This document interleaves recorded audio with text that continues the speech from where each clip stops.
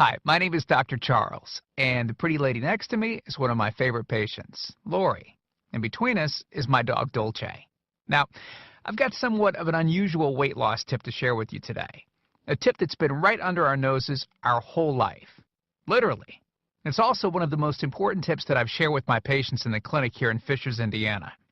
It's a very simple tip that could help you quickly lose 1 to 2 inches from your belly in under a week. Now, I need you to listen very closely. This video contains one of my biggest fat-burning secrets. And I don't know how long this video will be up, so please be sure to watch it from beginning to end while it's still here. Okay, so you're probably thinking to yourself, listen, I've tried every diet known to man. I've given it my all, and it just keeps coming back. Well, let me stop you right there. This is not some magical weight loss pill. It has nothing to do with that crazy acai berry garbage or any special weight loss drops or any of the other incredibly scammy weight loss gimmicks that we see all over the internet these days. In fact, these tips date all the way back to the 1950s and help explain why the majority of all Americans are now considered obese. And no, it might not be because we eat too many bad foods. I'll show you how you should be able to eat some bad foods and still lose weight. Hey, believe it or not, it's not your fault. But before I get into the specifics, let me quickly tell you a little bit about myself. First of all, I'm a board-certified chiropractic physician, certified wellness practitioner, certified advanced nutritionist, speaker, author, have helped thousands worldwide. One more thing, before we go any further, let me tell you about someone that I'm extremely proud of, a patient of mine named Lori. Now, she was your typical working mom with 3 children to take care of. Yes, I said 3. Lori was my guinea pig at the beginning and helped me create this program. Now, she comes from a very poor line of genetics, obesity, diabetes, heart disease, etc. So I thought if this program worked for her, it might be able to help anyone. This one specific tip that I'm about to share with you helped Lori lose 2 inches from her belly, lose 8 pounds in only 9 days, lose 2 inches from each thigh, lose 3/4 of an inch from each arm, drop 3 dress sizes. At the age of 30, she now wears a smaller dress than she did in high school.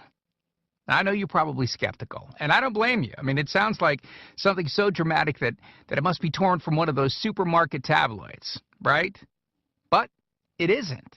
Lori ultimately lost a whopping 90 pounds of fat and dropped 16 dress sizes. 16! Lori went from this, 210 pounds, which, by the way, is the weight that she couldn't get rid of after her last pregnancy, to this, 120 pounds. And she achieved all of this without counting calories, without starving herself, without killing herself at the gym, all while still eating all the foods that she likes, like raspberry cheesecake ice cream, which she absolutely refused to give up. Her friends are jealous, and acquaintances can't believe that she's ever even been pregnant. Listen, when it comes to weight loss, unfortunately, women get the short end of the stick. It's definitely harder for women to lose weight. In fact, women have been hardwired to not lose weight. And no matter how cheesy what I'm about to tell you sounds, it all makes perfect sense if we stop and think about it. Let me explain. It all stems back to the hunter-gatherer days of our ancestors. Men weren't built for fat storage at all. Men were built to be lean and fast to hunt food. How men can even accumulate fat at all goes completely against our genetics.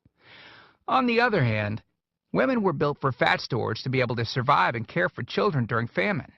Their essential minimal fat stores are many times higher than men. Women were built to accumulate as much fat as possible and to not lose those accumulations for childbirth, milk production, and child rearing. Now, unfortunately, we've been built to survive, not to look good. Women have a couple of major fat-storing roadblocks that hold them back. First of all, women's fat cells are bigger and have more fat-storing enzymes in them.